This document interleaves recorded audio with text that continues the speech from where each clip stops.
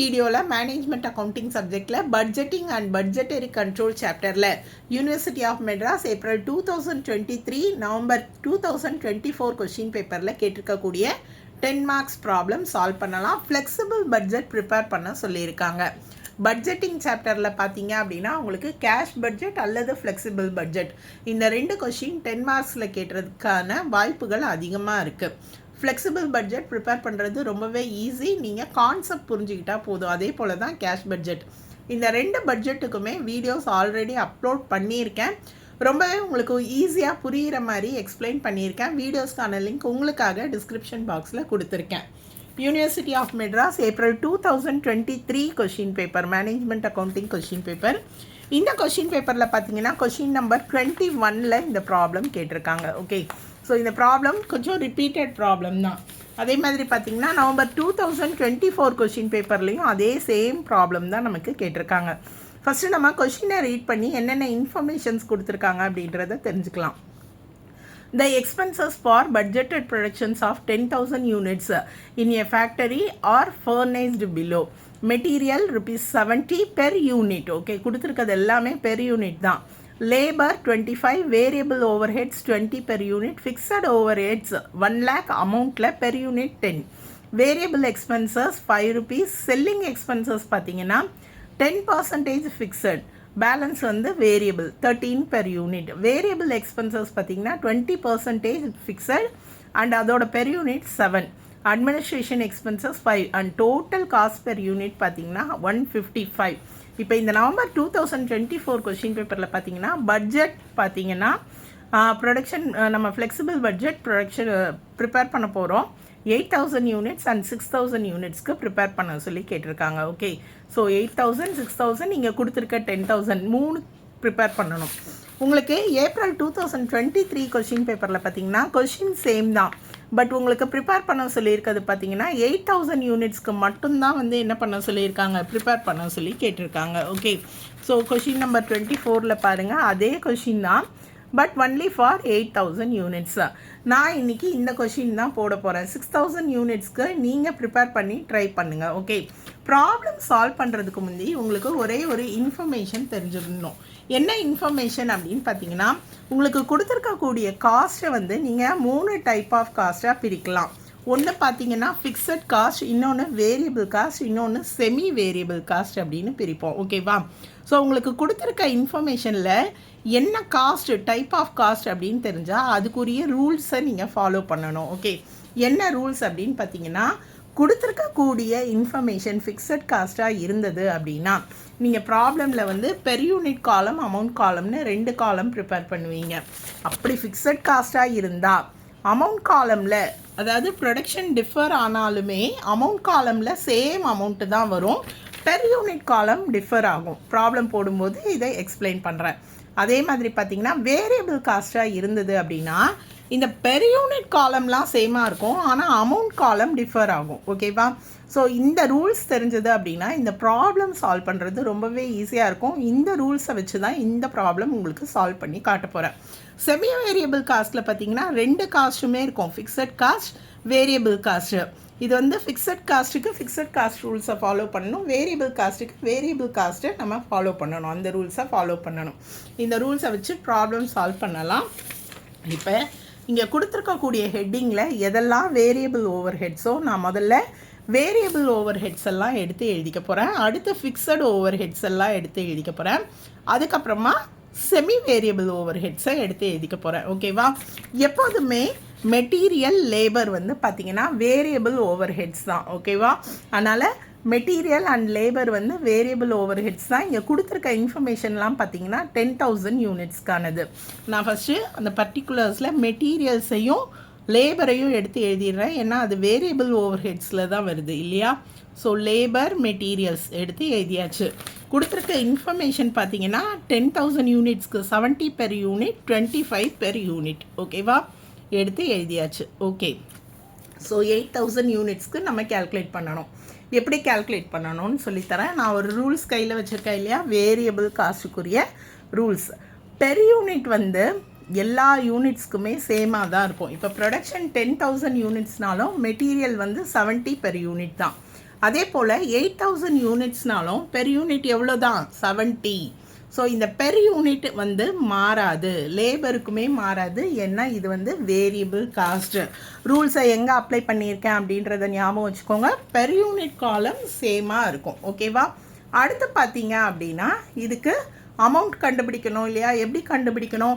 Per unit 70 rupees. அப்போ 10,000 யூனிட்ஸ்க்கு எவ்வளோ rupees அப்படின்றத கண்டுபிடிங்க. 70 into 10,000 நமக்கு 7 lakhs கிடைக்கும். ஓகேவா? ஸோ இது கண்டுபிடிக்கிறது ரொம்பவே ஈஸி. 70 பெர் யூனிட் 8,000க்கு எவ்வளோ அப்படின்னு நீங்கள் கேல்குலேட் பண்ணீங்க அப்படின்னா 70 into 8,000 எவ்வளோ கிடைக்கும்? 5,60,000. புரிஞ்சுதா? அதே போல் தான் இங்கேயும் 25 into 10,000 2,50,000. ஓகேவா? அமௌண்ட் காலம் கண்டுபிடிக்கிறது ஈஸி. 25 into 8,000 எவ்வளோ அப்படின்னு பார்த்தீங்கன்னா உங்களுக்கு 2 lakhs. ஓகே, கேல்குலேட் பண்ணியாச்சா? அடுத்து வேறு ஏதாவது வேரியபிள் ஓவர் ஹெட்ஸ் இன்ஃபர்மேஷன் கொடுத்துருக்காங்களா பாருங்கள். வேரியபிள் ஓவர் ஹெட்ஸ்னே ஒரு இன்ஃபர்மேஷன் கொடுத்துருக்காங்க. 20 பெர் யூனிட். அதே தான் நமக்கு. ஓகேவா? 20 பெர் யூனிட் இல்லையா? ஸோ பெர் யூனிட் காலம் சேமாக இருக்கும். இந்த ரூல்ஸை நல்லா ஞாபகம் வச்சுக்கோங்க.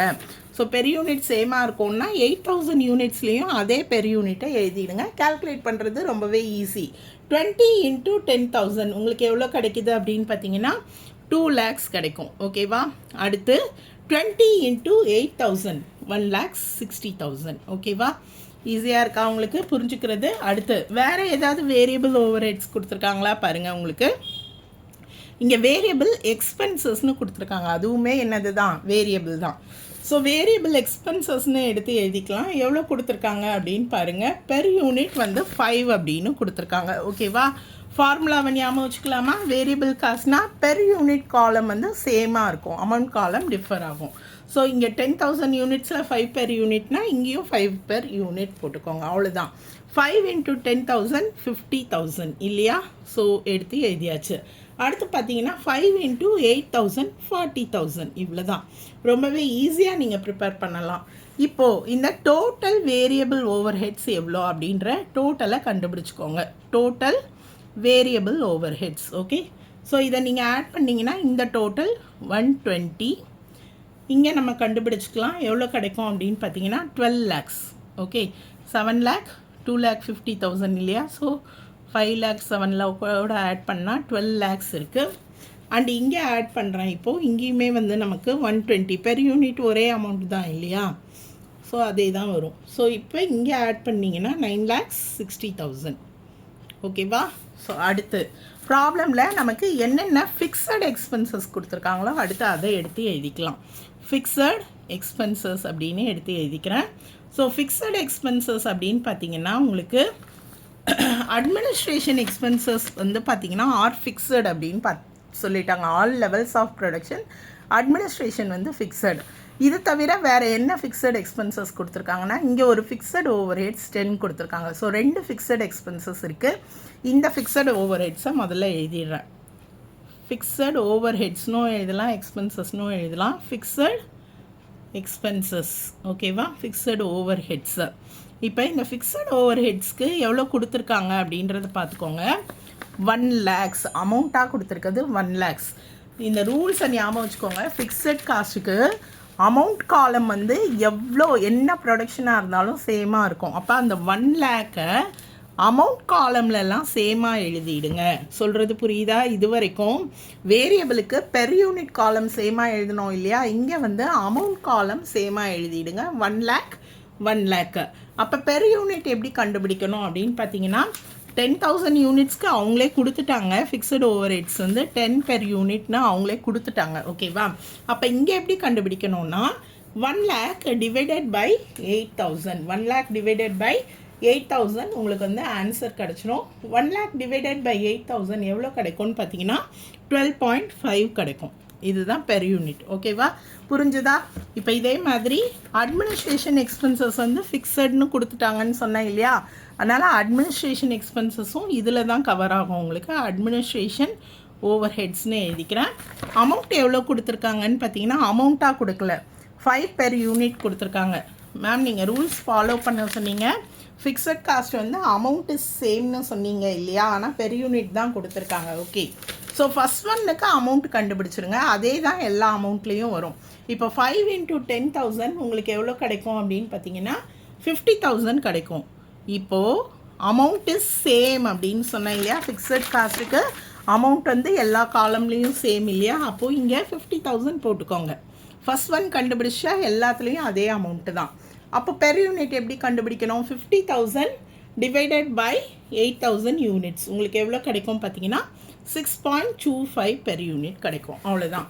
இப்போ கொஷினில் பார்த்தீங்கன்னா நமக்கு ரெண்டு ஃபிக்ஸட் எக்ஸ்பென்சஸ் தான் பிரிச்சாச்சு. இங்கே டைப்ஸ் ஆஃப் காஸ்ட்டை வச்சு பிரிச்சிருக்கேன். ஓகேவா? இன்னொரு ப்ராப்ளம் இருக்குது, அது நம்ம காஸ்ட் ஷீட் மாதிரியும் போடலாம். ஓகேவா?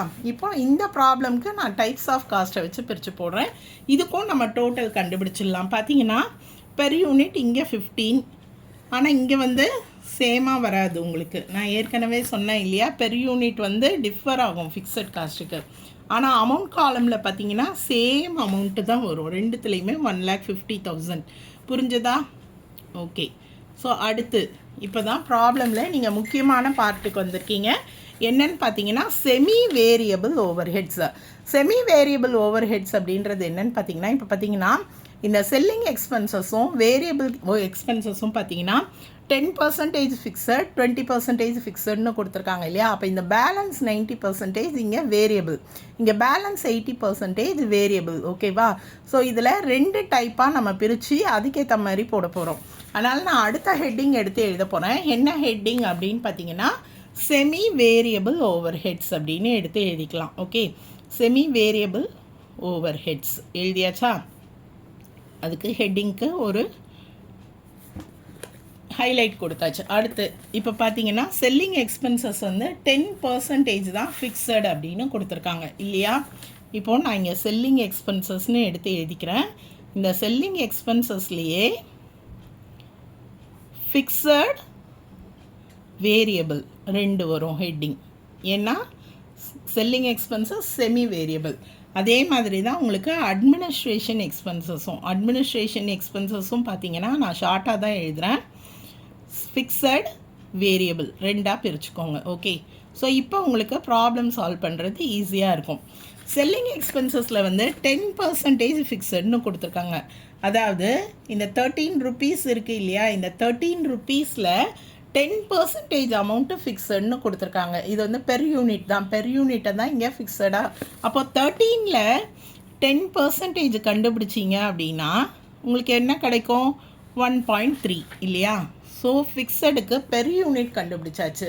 ஃபிக்ஸடை பொறுத்த வரைக்கும் அமௌண்ட்டு சேம் இல்லையா. ஸோ ஃபஸ்ட் ஒன்னுக்கு நீங்கள் என்ன கண்டுபிடிக்கிறீங்களோ அதுதான் எங்கேயும் வரும், அடுத்த அமௌண்ட் காலம்லேயும் வரும். இங்கே எத்தனை number of units? 10,000 units. So 1.3 per யூனிட்னா 10,000ஆல் மல்டிப்ளை பண்ணிங்க அப்படின்னா உங்களுக்கு என்ன கிடைக்கும்? 13,000 இல்லையா. ஸோ அமௌண்ட் இஸ் ஃபிக்ஸட் காஸ்ட்டை பொறுத்த வரைக்கும் அமௌண்ட் இஸ் ஃபிக்ஸட். ஸோ இங்கேயும் நான் 13,000ன்னு எடுத்து எழுதிப்பேன். ஃபார் 8,000 யூனிட்ஸ் ப்ரொடக்ஷனுக்கும் என்ன தான் கிடைக்குது நமக்கு? 13,000. அப்போ பெர் யூனிட் எப்படி கண்டுபிடிப்பீங்க? 13,000 டிவைடட் பை 8,000. ஓகேவா? ஸோ 13,000 டிவைடட் பை 8,000 உங்களுக்கு 1.6 பெர் யூனிட் கிடைக்கும். ஓகே. இப்போது மொத்த அமௌண்ட் எவ்வளோ உங்களுக்கு? செல்லிங் எக்ஸ்பென்சஸோட மொத்த அமௌண்ட் வந்து 13 rupees. 13 rupeesல நமக்கு எவ்வளோ போயிடுச்சுன்னு பார்த்தீங்கன்னா 1.3 போயிடுச்சு. 1.3 போயிடுச்சுன்னா பேலன்ஸ் நமக்கு எவ்வளோ இருக்கும் அப்படின்னு பார்த்தீங்கன்னா 11.7 இருக்கும். ஓகேவா? இது வந்து வேரியபிள். பெர் யூனிட்டில் 11.7 அப்படின்றது வேரியபிள். ஓகே, இப்போது வேரியபிள் எவ்வளோ? 11.7. வேரியபிளுக்கு நான் என்ன சொன்னேன்னா பெர் யூனிட் காலம் வந்து சேமாக காட்டணும். அப்போ இங்கே 11.7னா இங்கேயும் 11.7 தான் வரும். இப்போ நீங்கள் எப்படி அமௌண்ட் கண்டுபிடிக்கலாம்? 11.7 பெர் யூனிட். அப்போ 10,000க்கு எவ்வளோ? 11.7 × 10,000 நமக்கு என்ன கிடைக்குது? 1,17,000 கிடைக்குது. அதே போல் இங்கேயுமே 11.7 × 8,000 மல்டிப்ளை பண்ணுங்கள், 93,600 கிடைக்கும். எப்படி பிரிச்சிருக்கேன்னு புரியுதா? செல்லிங் எக்ஸ்பென்சஸில் கொடுத்துருக்கிற அந்த பெர் யூனிட்டில் 10% ஃபிக்ஸட், பேலன்ஸ் வேரியபிளில் பெர் யூனிட் சேமாக இருக்கும். அண்ட் ஃபிக்ஸடில் அமௌண்ட்டு சேமாக இருக்கும். இவ்வளோ தான் கான்செப்ட். இதே கான்செப்டை யூஸ் பண்ணி நம்ம அட்மினிஸ்ட்ரேஷன் எக்ஸ்பென்சஸையும் பிரிக்க போகிறோம். ஓகேவா? ஸோ அட்மினிஸ்ட்ரேஷன் எக்ஸ்பென்சஸில் பார்த்தீங்கன்னா மொத்தம் வந்து 5 rupees அப்படின்னு, சாரி அட்மினிஸ்ட்ரேஷன் இல்லை, நமக்கு கொடுத்துருக்கிறது வேரியபிள் எக்ஸ்பென்சஸ். அட்மினிஸ்ட்ரேஷன் வந்து ஃபிக்ஸட் எக்ஸ்பென்சஸ்னு சொல்லிட்டோம் இல்லையா? ஸோ இதில் வந்து 20% ஃபிக்ஸட், வேரியபிள் எக்ஸ்பென்சஸ் 7 rupees. 7 rupeesல 20% என்னது நமக்கு ஃபிக்ஸட். அப்போ 20 × 7 நீங்கள் கண்டுபிடிச்சிங்க அப்படின்னா எவ்வளோ வருது? 1.4 வரும். ஓகேவா? இது வந்து என்னன்னு சொல்லிட்டோம்? ஃபிக்ஸட்னு சொல்லிட்டோம். 7 ரூபாயில் 1.4 வந்து ஃபிக்ஸட். ஃபிக்ஸடுக்குரிய ரூல்ஸ் என்னென்னா அமௌண்ட்டு தான் சேமாக இருக்கும். அப்போ இந்த 1.4 நீங்கள் இங்கே போடக்கூடாது, அமௌண்ட்டு கண்டுபிடிச்சிக்கணும். 1.4 × 10,000 நமக்கு எவ்வளோ கிடைக்கும்னா 14,000 கிடைக்கும். ஓகேவா? இப்போ அமௌண்ட்டு சேம் இல்லையா? ஃபிக்ஸடுக்கு அமௌண்ட்டு சேம் இல்லையா? அதனால் இங்கே 14,000 நான் எடுத்து எழுதிக்கிறேன். இப்போ பெர் யூனிட் கண்டுபிடிங்க. 14,000 டிவைடட் பை 8,000 யூனிட்ஸ். ஓகேவா? 14,000 டிவைடட் பை 8,000 யூனிட்ஸ் 1.75. புரிஞ்சுதா உங்களுக்கு? அடுத்து இப்போது மொத்த அமௌண்ட் எவ்வளோ உங்களுக்கு? Variable எக்ஸ்பென்சஸில் 7 rupees. 7 rupeesல 1.4 போயிடுச்சு. நமக்கு போயிடுச்சுன்னா பேலன்ஸ் எவ்வளோனா 5.6. அந்த பேலன்ஸ் 80% அப்படின்றது எவ்வளோ நமக்குன்னு பார்த்தீங்கன்னா வேரியபிள் எக்ஸ்பென்சஸ். என்ன expenses? Variable. Per unit 5.6. Per unit 5.6ன்றது 7 ரூபாயில் 1.4 ஃபிக்ஸட்னா 5.6 வேரியபிள். வேரியபிள்க்குரிய ரூல்ஸ் என்ன? பெர் யூனிட் காலம் சேமாக இருக்கும். ஸோ பெர் யூனிட்டில் 5.6 இல்லையா? இங்கேயுமே பெர் யூனிட்டில் 5.6 போட்டுக்கலாம். ரொம்பவே ஈஸி, கான்செப்ட் புரிஞ்சுக்கணும். ஓகே, ஃபிக்ஸட்னா அமௌண்ட்டை போட்டுட்டு டிவைட் பண்ணிங்கன்னா பெர் யூனிட் கிடச்சிரும். வேரியபிள்னா பெர் யூனிட்டை போட்டு மல்டிப்ளை பண்ணிங்கன்னா கிடச்சிரும். 5.6 × 10,000 உங்களுக்கு எவ்வளோ கிடைக்குது பார்த்தீங்கன்னா 56,000. அதே போல் 5.6 × 8,000 உங்களுக்கு எவ்வளோ கிடைக்கும்னு பார்த்தீங்கன்னா 44,800. ஓகேவா? புரிஞ்சதா? இப்போது செமி வேரியபிள் எக்ஸ்பென்சஸ்க்கு வந்து டோட்டல் செமி வேரியபிள் எக்ஸ்பென்சஸ்னு கண்டுபிடிச்சிக்கோங்க. Okay, so total semi variable expenses நான் டோட்டல் பண்ணுறேன் 20.65. இந்த செமி வேரியபிளுக்கு மட்டும்தான் டோட்டல் பண்ணுறேன் நான். ஓகேவா?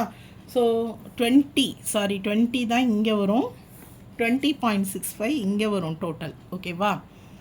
அடுத்து இங்கே டோட்டல் கண்டுபிடிச்சிங்க அப்படின்னா 10,000 யூனிட்ஸில் உங்களுக்கு 1,17,000, 13,000 எவ்வளோ கிடைக்குதுன்னு பார்த்தீங்கன்னா 2 lakhs கிடச்சிரும். ஓகேவா? செமி வேரியபிளில். ஸோ டோட்டல் பார்த்தீங்கன்னா 2 lakhs போட்டாச்சா? அடுத்து பார்த்தீங்கன்னா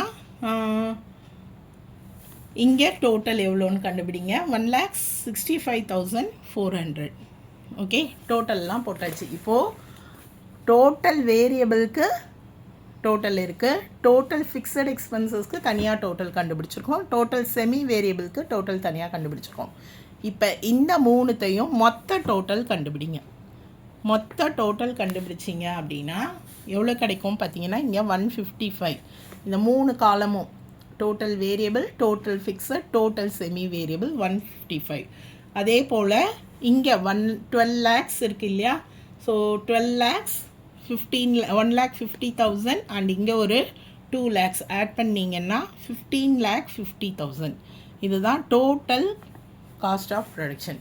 அடுத்து இங்கேயும் அதே மாதிரி இந்த 3 காலம் 120, 18.75, அடுத்து இந்த 20.65 நீங்கள் ஆட் பண்ணிங்கன்னா 159.4 கிடைக்கும். ஓகேவா? ஸோ இது மூணுத்தையும் நம்ம ஆட் பண்ணிடலாம். அடுத்து இதே போல் இங்கே டோட்டல் கண்டுபிடிங்க. 9,60,000, 1,65,400, 1,50,000 ஆட் பண்ணிங்கன்னா 12,75,400. இதுதான் மொத்த டோட்டல். ஃப்ளெக்சிபிள் பட்ஜெட் ப்ரிப்பேர் பண்ணுறது ரொம்பவே ஈஸி. இந்த ஒரு கான்செப்டை மட்டும் ஞாபகம் வச்சுக்கோங்க, ப்ராப்ளம் ஈஸியாக சால்வ் பண்ண முடியும். நீங்கள் 6,000 யூனிட்ஸுக்கு இதே போல் பெர் யூனிட் அமௌண்ட் காலம் போட்டு ட்ரை பண்ணி பாருங்கள். டவுட்ஸ் ஏதாவது இருந்தால் கமெண்ட் செக்ஷனில் கேளுங்க. நன்றி.